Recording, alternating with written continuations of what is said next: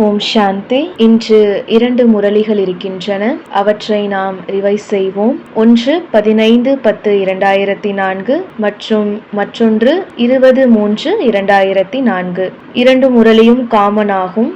இரண்டிலும் நமக்கு என்ன டார்கெட் கிடைத்துள்ளது? இரண்டிலும் பாபா ஒரே டார்கெட் கொடுத்துள்ளார். பாபாவை பிரத்யக்ஷமாக்க வேண்டும். ஒரு முரளியில் பாபா கூறியுள்ளார், ஒரு ரச நிலையை உருவாக்கி ஸ்வமான் நிலையில் இருந்து மரியாதை கொடுத்தால் பாபா பிரத்யக்ஷமாக இருப்பார். ஒன்றை பிரத்யக்ஷமாக்குவோம். மற்றொரு முரளியில் பாபா கூறியுள்ளார், என்ன செய்ய வேண்டும் என்றால் வாழ்க்கை முக்தி வருடத்தை கொண்டாட வேண்டும். ஒற்றுமை மற்றும் ஒருமைப்பாட்டால் பாபாவை பிரத்யக்ஷமாக்க வேண்டும். இந்த அவ்யக்த முரளி எதுவாக இருந்தாலும் இந்த முரளி நம்மை அவ்யக்தமாக மாற்றுவதற்காகவே நடக்கிறது.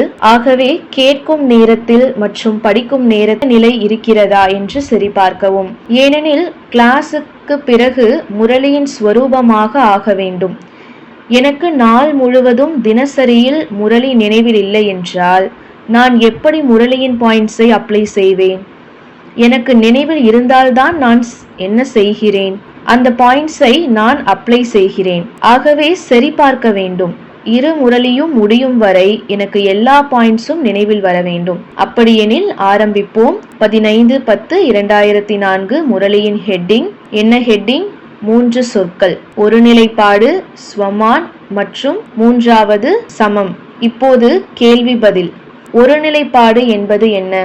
ஒரு நிலையில் நிலைத்திருப்பது என்பது ஒரே மாதிரியான நிலை, ஒருவரின் நினைவில் இருக்கவும் மற்றும் ஒரே நினைவில் இருப்பது. 2 நினைவில் வந்தால் நாம் என்ன ஆகிவிடுகிறோம்? ஒரு நிலையிலிருந்து பல நினைவிற்கு வந்து விடுகிறோம். ஒரு நிலையிலிருந்து பாபா அந்த முரளியில் மேலும் கூறினார், நீங்கள் பல நிலையில் இருந்தால் உங்கள் இறுதி நேரம் வந்தால் என்ன பதவி பெறுவீர்கள்? நீங்கள் ஒரு நிலையில் இல்லை, அதே உங்கள் இறுதி நேரமாக இருந்தால் என்ன பதவி பெறுவீர்கள்? எல்லோருக்கும் தெரியும் அல்லவா என்ன பெறுவீர்கள்? ஆகவே ஒரு நிலையில் என்பது ஒருவரை மட்டும் நினைவில் வைத்திருக்க வேண்டும். புள்ளியை நினைவில் வைத்திருப்பது எளிதா அல்லது கடினமா? நினைவில் வைத்திருப்பது எளிது அல்லவா? ஆகவே நாம் என்ன செய்ய வேண்டும்? ஒரே நிலையில், ஒரே புள்ளியில் நிலைத்திருக்க வேண்டும். வேரிற்கு தண்ணீர் ஊற்றினால் முழு மரத்திற்கும் அது சென்று சேரும். எல்லோரையும் நினைவில் வைத்திருக்க வேண்டாம், ஒருவரை மட்டும் நினைவில் வைத்திருக்க வேண்டும். 2வது கேள்வி, நேற்று போல என்ன யோகம் இருந்தது? என் நிலை எப்படி இருந்தது? இன்றும் எனக்கு அதே நிலை இருந்தால் இதை நான் ஒரு நிலை என்று சொல்வேனா? சமமான நிலைதான், இதை ஒரு நிலை என்று சொல்வேனா? சொல்லுங்கள். நேற்று என்னுடைய நிலை எப்படி இருந்ததோ அதே போல் இன்று என் நிலை இருந்தால் அது ஒரு நிலைப்பாடு என்று கருதப்படுமா? ஆம், உயர்ந்து செல்லும் கலையில் ஒரு நிலை என்பது எப்போதும் உயர்ந்து செல்லும் நிலையை அனுபவிப்பதாகும். நேற்று இருந்ததை போலவே நான் இன்று இருந்தால் அதை நான் ஒரு நிலை என்று சொல்ல மாட்டேன். ஒவ்வொரு நாளும் ஏதாவது ஒரு சதவீதம் அதிகரித்து கொண்டே இருக்க வேண்டும். அதனால் நான் சமமாகவே சென்று கொண்டிருக்கிறேன் என்று நினைக்க கூடாது. அப்படியென்றால் நான் ஒரு நிலையில் இருக்கிறேன் என்று இல்லை.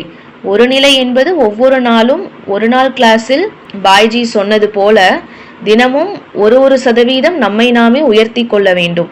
இதுதான் ஒரு நிலைப்பாடு. 3வது கேள்வி, ஒரு நிலையில் எளிதாக ஆக்கும் ஒரு சாதனம் உள்ளது, ஒரு வார்த்தை, அது ஆங்கில வார்த்தை.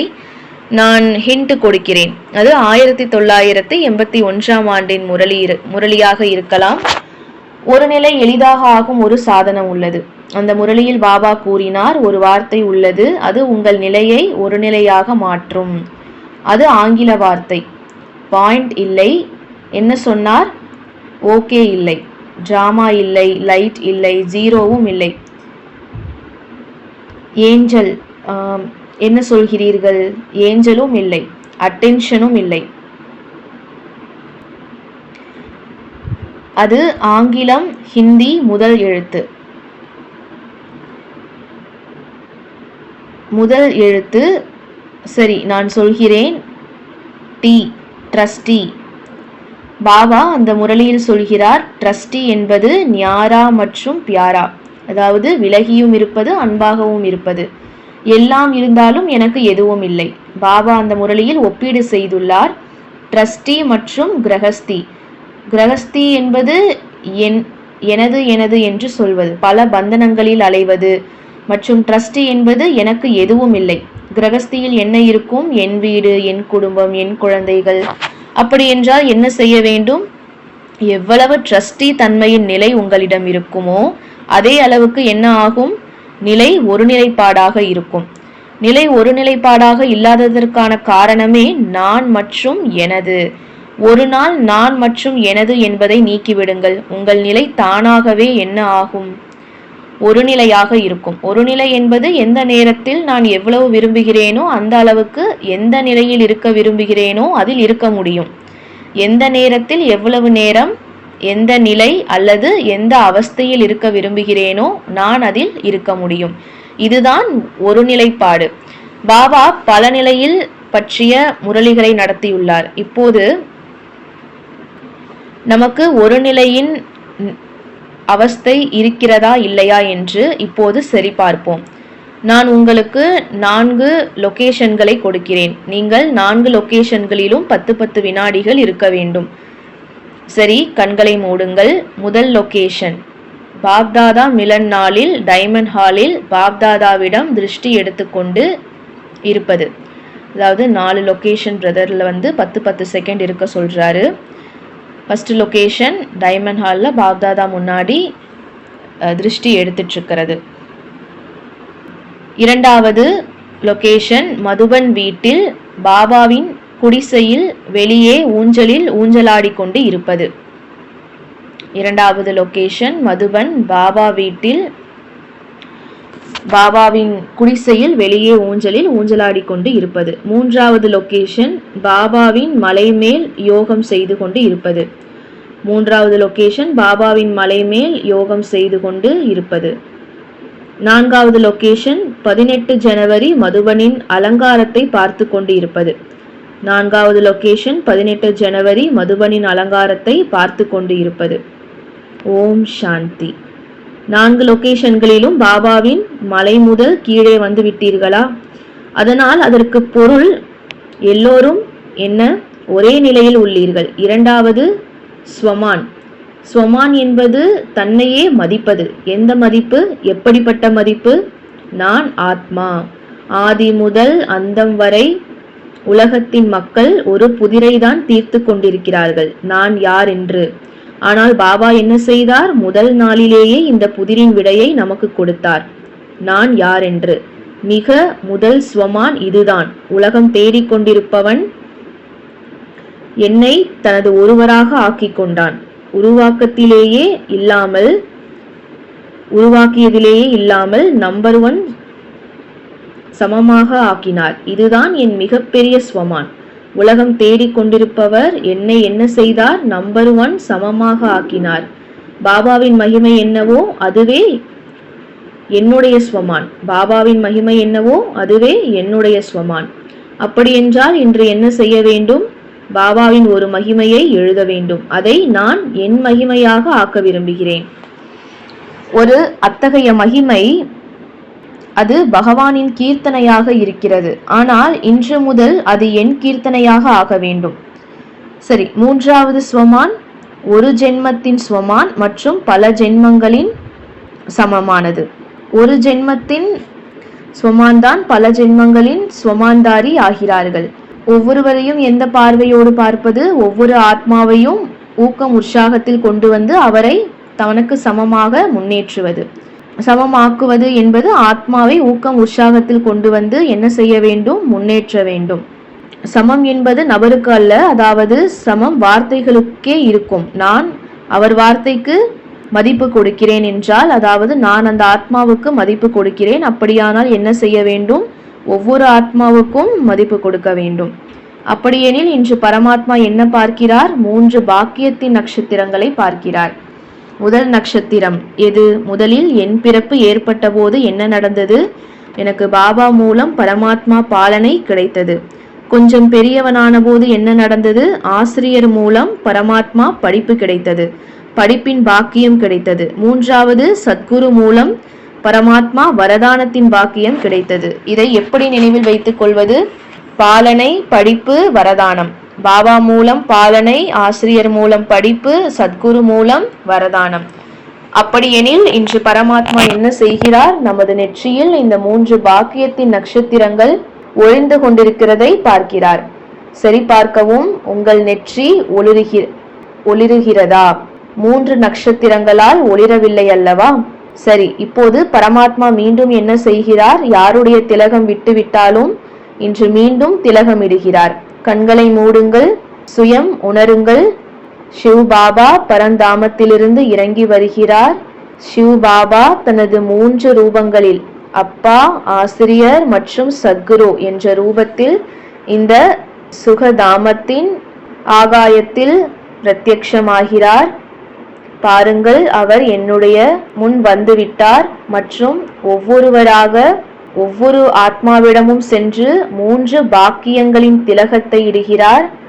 உணருங்கள், சுயம் சிவ் பாபா 3 ரூபங்களில் என் நெற்றியில் திலகமிடுகிறார். ஓம் சாந்தி. நெற்றியில் திலகமிடப்பட்டது. ஆனால் சிலரின் ஒளி அதிகமாகவும் சிலரின் குறைவாகவும் உள்ளது. பரமாத்மா திலகம் வைத்த பிறகும் என்ன நடக்கிறது? சிலரின் ஒளி அதிகம், சிலரின் ஒளி குறைவு. இது ஏன்? பாபா முரளியில் கூறுகிறார். இன்றைய முரளியில் பாலனை 1, படிப்பு 1, வரதானம் 1. முரளியின் தேதி கூட 1. அமிர்த வேளையின் நேரமும் 1, வரதானமும் 1, ஸ்லோகனும் 1. வேறுபாடு ஏன்? அனைவருக்கும் நினைவின் விதியும் 1 கொடுக்கப்பட்டுள்ளது. இன்றைய வாணியில் கூறப்படுகிறது, அனைவருக்கும் நினைவின் விதியும் 1 கொடுக்கப்பட்டுள்ளது.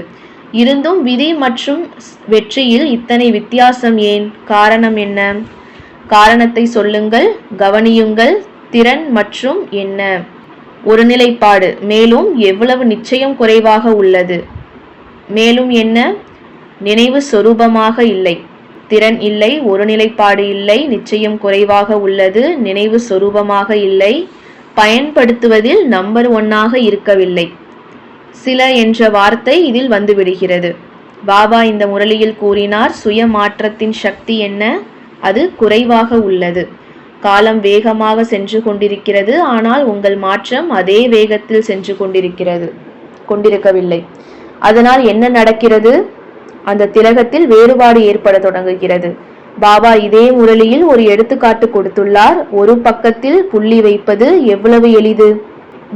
புள்ளி வைக்க எவ்வளவு நேரமாகும்? ஒரு வினாடி கூட இல்லை. உங்கள் சுயமாற்றத்தின் வேகம் இவ்வளவு வேகமாக இருக்கிறதா? உலகத்திலும் பலி கொடுப்பவர்கள் என்ன சொல்கிறார்கள்? பலி 2 முறை எடுக்கப்பட்டால் அதை கடவுளும் ஏற்க மாட்டார். பலி நடந்து விட்டதா? நாம் பலி கொடுக்கிறோம், நாம் ஏறவில்லை. இப்படியா? அப்படியெனில் என்ன செய்ய வேண்டும்? ஒரு வினாடியில் மாற்றம். இதுவே 2 சொற்கள், ஸ்வமான் மற்றும் சமம். அவர் எனக்கு மதிப்பு கொடுத்தால் நான் மதிப்பு கொடுப்பேன். சரிதானே? ஏன்? யாராவது கொடுத்தாலோ இல்லையோ நான் கொடுக்க வேண்டும். நான் யார்? வள்ளல். அவர் கொடுத்தால் நான் கொடுப்பேன். இது என்ன ஆகிவிட்டது? வியாபாரம் ஆகிவிட்டதல்லவா? நான் வியாபாரியாக வேண்டாம், மிகவும் மதிப்பு செய்துவிட்டேன். வியாபாரியாகி சம்பாதித்து இப்போது நான் என்ன ஆக வேண்டும்? வள்ளல், தேவதையாக ஆக வேண்டும். எடுப்பவனாக ஆக வேண்டாம். எனவே நான் என்ன ஆக வேண்டும்? கொடுக்கக்கூடிய வள்ளல் ஆக வேண்டும். பாபா இதே முரளியில் மேலும் ஒரு விஷயம் கூறினார். அஞ்ஞானிகளுக்காக நாம் மிகவும் கருணை காட்டுகிறோம். ஆனால் என்ன செய்ய வேண்டும்? அஞ்ஞான ஆத்மாக்களுக்கு கருணை காட்ட வேண்டும் மற்றும் மரியாதை கொடுக்க வேண்டும். நான் கருணையின் களஞ்சியமாக ஆக வேண்டும். மரியாதை இவ்வளவு அதிகமாக சேமிப்பு இருக்க வேண்டும். சேமிப்பு மட்டுமல்ல, அது ஓவர்ஃப்ளோவாக இருக்க வேண்டும். யாராவது என்னுடன் மோதினாலும் அவர்களுக்கு என்ன கிடைக்க வேண்டும்? மரியாதை கிடைக்க வேண்டும். சண்டையாக கூடாது. கடந்த ஞாயிற்றுக்கிழமை கார் விபத்து நடந்தால் என்ன செய்ய வேண்டும்? சண்டை போடக்கூடாது. என்ன செய்ய வேண்டும்? இவ்வளவு ஓவர்ஃப்ளோ ஆக மதிப்பு என்னிடமிருந்து இருக்க வேண்டும். ஒவ்வொரு ஆத்மாவுக்கும் என்னிடமிருந்து மதிப்பு மட்டுமே கிடைக்க வேண்டும். அப்படியெனில் இன்று முதல் என்ன செய்ய வேண்டும்? ஸ்டாக்கை நிரப்ப வேண்டும். அதாவது நமக்குள்ள இருக்கக்கூடிய அந்த மரியாதை, மதிப்பு, அந்த ஸ்வமானத்தினுடைய ஸ்டாக்கை ஒரு நதி எப்படி ஓடிட்டே இருக்கோ அதே மாதிரி ஓட விட்டுட்டே இருக்கணும். இதுதான் இன்றைய முதல் முரளி. 3 பாக்கிய நட்சத்திரங்கள் நெற்றியில் ஒளிரட்டும். மற்றும் 2வது, ஸ்வமான் நிலையில் இருங்கள். பாபாவின் மகிமை என்னவோ அதுவே என் மகிமை. நான் எவ்வளவு ஸ்வமான்தாரியாக இந்த ஜென்மத்தில் இருப்பேனோ அதே அளவுக்கு கல்பம் கல்பமாக மரியாதைக்கு பாத்திரமாக ஆகுவேன். ஸோ முதல் முரளியில பிரதர் சொல்றாரு, பாக்கியத்தினுடைய நட்சத்திரத்தை நம்ம நெற்றியில வச்சுக்கணும். இரண்டாவது, மற்றவங்களுக்கு மதிப்பு கொடுக்கணும், அப்பதான் நமக்கு மதிப்பு கிடைக்கும். இன்னொன்று, ஸ்வமான் நிலையில இருக்கணும். பாபாவோட மகிமை என்னவோ அதுவே என்னுடைய மகிமை. இப்போ நான் எந்த அளவுக்கு மரியாதையில மற்றவங்களுக்கு மதிப்பு கொடுத்து நிலைச்சிருக்கேனோ அதுதான் என்னுடைய வருங்காலத்தை தீர்மானிக்கும். இரண்டாவது முரளி 20/3/2004. இதில் கூட 3 விஷயங்கள் உள்ளன. முதல், என்ன செய்ய வேண்டும்? வாழ்க்கை முக்தராக ஆக வேண்டும். இரண்டாவது, ஏகாக்கிரத்தையும் ஒற்றுமையும் மூலம் பாபாவை பிரத்யட்சமாக்க வேண்டும். வாழ்க்கையில் இருந்து முக்தி அடைவது என்பது வாழ்க்கையில் இருந்தபடியே முக்தியாக இருப்பது, வாழ்க்கையிலிருந்து விடுபடுவதல்ல. தேகம், தேகத்தின் உறவுகள் மற்றும் தேகத்தின் பொருட்களிலிருந்து விடுபடுவது, இதுதான் முக்தி எனப்படுவது. வாழ்க்கை முக்தம் என்பது யோகமுடன் கூடியது. வாழ்க்கையின் முக்தி என்பது எல்லாவற்றிலிருந்தும் விலகி இருந்து மற்றும் அன்பானவராக, அதாவது ட்ரஸ்டியாக இருப்பது. இரு முரளிகளின் அனைத்து பாயிண்ட்ஸும் மிகவும் பொதுவானவை. அப்படியெனில் வாழ்க்கையிலிருந்து ஜீவன் முக்தராக ஆக வேண்டுமா அல்லது வாழ்க்கை பந்தனமாக ஆக வேண்டுமா? இரண்டாவது, ஏகாக்கிரதா. ஏகாக்கிரதா என்பது ஒருவரின் நினைவில் இருப்பது. ஏகாக்கிரம் என்பது ஒரு பாபா, இரண்டாவது வேறு யாரும் இல்லை. மேலும் ஏகாக்கிரத்தை ஏகாந்தத்திலிருந்து வரும். எவ்வளவு அதிகமாக நம்மை நாமே தனிமையில் கொண்டு செல்வோமோ அவ்வளவு அதிகமாக ஒருநிலைப்பாடு வரும். ஏகாந்தம் குறைவாக இருந்தால், அதாவது ஏகாக்கிரத்தையும் குறைவாக இருக்கும். எப்போது எந்த சோதனை நடந்தாலும் அது எங்கு நடக்கிறது? சயின்ஸில் சோதனை நடக்கும். எந்த ரிசர்ச் ஆனாலும் அது எங்கு நடக்கிறது? முற்றிலும் காடுகளில், அப்படிப்பட்ட இடத்தில். அங்கு முழுமையாக அமைதி இருக்கும், தனிமை இருக்க வேண்டும். அப்படியெனில் நாமும் என்ன செய்ய வேண்டும்? தனிமைக்காக எனக்கு ஒருநிலைப்பாட்டிற்காக எனக்கு தனிமை வேண்டும். ஸ்தூலத்தை விட சூட்சும ரூபத்தில் வெளியில் உள்ள சூழ்நிலைகளிலிருந்து நாம் பாதிக்கப்படாமல் இருக்க வேண்டும். அப்படியெனில் இதில் எந்த 3 பாயிண்ட்ஸ் உள்ளன? முதல் பாயிண்ட், ஞானம் என்ற செல்வத்தால் வாழ்க்கை முக்தராக ஆக வேண்டும். அப்படியெனில் இன்று ஸ்நேகத்தின் பார்வையில் யாரை பார்க்கிறார்? ஸ்நேக ஸ்வரூபமான குழந்தைகளை பார்க்கிறார். இன்று ஸ்நேகத்தின் கடல் ஸ்நேக ஸ்வரூபமான குழந்தைகளை பார்க்கிறார். பாபாவுக்கு குழந்தைகளுடன் என்ன உள்ளது? அழியாத அன்பு மற்றும் குழந்தைகளுக்கு பாபாவுடன் அழியாத இதயத்தின் அன்பு உள்ளது. இந்த பரமாத்மா அன்பே வாழ்க்கை முக்தராக ஆக்கும் அடிப்படை. இந்த பரமாத்மா அன்பு வாழ்க்கை முக்தராக ஆக்கும். உலகத்தில் பாடல்களும் இப்படியே உருவாகின்றன. இந்த பந்தம், இந்த பாசத்தின் பந்தம். நினைத்து பாருங்கள், உலகத்தில் இவர்கள் பாசத்திற்கு என்ன பெயர் வைத்திருக்கிறார்கள்? பந்தம் என்று பெயர் வைக்கிறார்கள். ஆனால் இங்கு பரமாத்மா பாசம் என்ன? விடுதலை ஆக்கும். இதுதான் அடிப்படை. உலகத்துக்கு அது தெரியவே தெரியாது. அதனால் அவர்களின் பாடல்களும் இப்படியே உருவா. பந்தம் என்பது பாசத்தின் பந்தம். ஏனெனில் அவர்கள் கட்டுப்பட்டபடி இருக்கிறார்கள். பிரச்சனை வந்ததும் பின்னால் விழுந்து விடுகிறார்கள். அப்படியானால் பாபா என்ன சொன்னார்? மிகவும் முதல் பொக்கிஷம் என்ன? ஞானதானத்தின் பொக்கிஷம். ஞானம் என்பது புரிதல் மற்றும் ஞானம் என்பது ஒளி. ஞானம் என்பது ஒளி மற்றும் புரிதல். அதன் பின் சொல்லுங்கள், ஞானம் என்பது சக்தி. ஞானம் என்பது நாலேஜ்ஃபுல். ஞானம் என்பது நான் எந்த கர்மம் செய்தாலும் அந்த கர்மத்தை திரிகாலதர்ஷியாகி செய்து கொள்ள வேண்டும். நான் எந்த கர்மம் செய்தாலும் அந்த கர்மத்தின் பலன் என்ன என்பதை முன்பே தெரிந்து கொண்டு செய்வது. அதை தான் நாலேஜ்ஃபுல் என்று சொல்வார்கள். எனக்கு அந்த கர்மத்தின் பலன் முன்பே தெரியவில்லை என்றால், அதாவது நான் நாலேஜ்ஃபுல் இல்லை, நான் விரும்பவில்லை, ஆனாலும் என்னால் இது நடந்துவிட்டது, அதாவது நீங்கள் நாலேஜ்ஃபுல்லாக இல்லை. ஏனெனில் ஞானம் என்பது லைட் மற்றும் மைட், ஒளி மற்றும் சக்தி. அது உங்கள் திசையை பார்க்கிறது. என்னால் இது நடந்துவிட்டது, நான் விரும்பவில்லை, அதாவது நான் நாலேஜ்ஃபுல் இல்லை. இந்த வாழ்க்கையில் ஏதேனும் அபிராப்தி இருந்தால், அதாவது ஞானதானத்தில் குறைவு உள்ளது. இந்த வாழ்க்கையில் ஏதேனும் அபிராப்தி இருந்தால் ஞானதானத்தில் குறைவு உள்ளது. ஞானதானம் உங்களை பந்தனம் மிக்கவராக அல்ல, முக்தராக மாற்றுகிறது. முக்தராக ஆகுவது என்பது கர்மங்களின் கணக்கு பதிவுகளை தாண்டி அழைத்து செல்கிறது. ஏனெனில் இந்த கர்மத்தின் பின் என்ன பலன் வரும் எனக்கு தெரியும். அதனால் ஞானதானம் என்ன செய்கிறது? என்னை வாழ்க்கை முக்தராக ஆக்கி நோக்கி கொண்டு செல்கிறது. இரண்டாவது பாயிண்ட், முதலில் சுய மாற்றம், பிறகு உலக மாற்றம். எத்தனை சிவராத்திரிகள் கடந்து விட்டன, எத்தனை முறை பாபாவின் கொடியை ஏற்றினோம், இருந்தும் பாபா பிரத்யட்சமாகவே இல்லை. ஏனெனில் நாம் என்ன செய்தோம்? நாம் உலகத்தை மாற்ற சென்றோம், ஆனால் நம்மையே பிரத்யட்சமாக்க முடியவில்லை. முதலில் நம் மனதில் உறுதியான கொடியை ஏற்ற வேண்டும், அதன் பின் பிரத்யட்சத்தாவின் கொடி ஏறும். ஆகவே முதலில் என்ன செய்ய வேண்டும்? சுய மாற்றம் செய்ய வேண்டும். அவர் செய்தால் நான் செய்வேன். இன்று என் ரூம்மேட் அமிர்த வேளையில் எழவில்லை என்றால் சரி, நான் கூட கொஞ்சம் தூங்கிக் கொள்கிறேன். ஏனெனில் நாம் இருவரும் சத்தியுகத்தில் சேர்ந்து இருக்க வேண்டும். அதனால் சேர்ந்து அமிர்த வேலை செய்வோம், சேர்ந்து முரளி செய்வோம். இல்லையெனில் நான் முன்னேறி விடுவேன். இப்படியெல்லாம் இல்லை. பாபா சொன்னார் சேர்ந்து கொண்டு செல்ல வேண்டும் என்று. ஆகவே என்ன செய்ய வேண்டும்? நான் என்னை மாற்றி உலகத்தை மாற்ற வேண்டும். என் ஸ்லோகன் சுயமாற்றம் மூலம் உலக மாற்றம், உலக மாற்றம் மூலம் அல்ல. யார் என்ன செய்கிறார்கள் என்பது எனக்கு பொருட்டல்ல. மூன்றாவது விஷயம் ஹாய் மற்றும் ஃப்ளை. ஹாய் என்பது அந்த உயரமான ஹாய் அல்ல. ஹாய் என்பது பந்தம், பாபா முரளியில் கூறியது. மற்றும் ஃப்ளை என்பது பறக்கும் நிலை. ஹாய் என்பது பந்தம், ஃப்ளை என்பது பறக்கும் நிலை, அதாவது வாழ்க்கையிலிருந்து முக்தி அடைவது. எத்தனை பந்தனங்களில் கட்டுப்பட்டிருக்கிறோம், எத்தனை கயிறுகளால் கட்டுப்பட்டிருக்கிறோம் என்று தெரிகிறதா? உங்களை நீங்கள் சரிபார்க்கவும். எத்தனை கயிறுகளால் கட்டுப்பட்டிருக்கிறீர்கள்? குறைந்தபட்சம் 1000 கயிறுகள். கண்களை மூடுங்கள். கையில் ஒரு கத்திரிக்கோலை எடுத்துக்கொள்ளுங்கள். அதில் எழுதப்பட்டுள்ளது என் பாபா. மற்றும் அந்த என் பாபா என்ற கத்திரியால் உங்கள் ஒவ்வொரு பந்தத்தையும் வெட்டி கொண்டே செல்லுங்கள். என்னுடைய எந்த பந்தமோ தேகத்தின் பந்தங்கள், தேகத்தின் உறவுகளின் பந்தங்கள், தேகத்தின் பொருட்களின் பந்தங்கள், இந்த அனைத்து பந்தனங்களையும் ஒன்றன் பின் ஒன்றாக இன்று வெட்டி கொண்டிருக்கிறேன். இன்று நான் முக்தராகிவிட்டேன். இந்த முழு வருடத்தையும் வாழ்க்கை முக்தி வருடமாக கொண்டாடுகிறேன். ஓம் சாந்தி. இதுதான் ஹாயிலிருந்து ஃப்ளை ஆவது. இலகுவான மனம் முக்தர் வாழ்க்கை, இலகுவான மனம் முக்தர் வாழ்க்கை. இதுவே எங்கள் இலக்காக வேண்டும். என்ன இலக்காக வேண்டும்?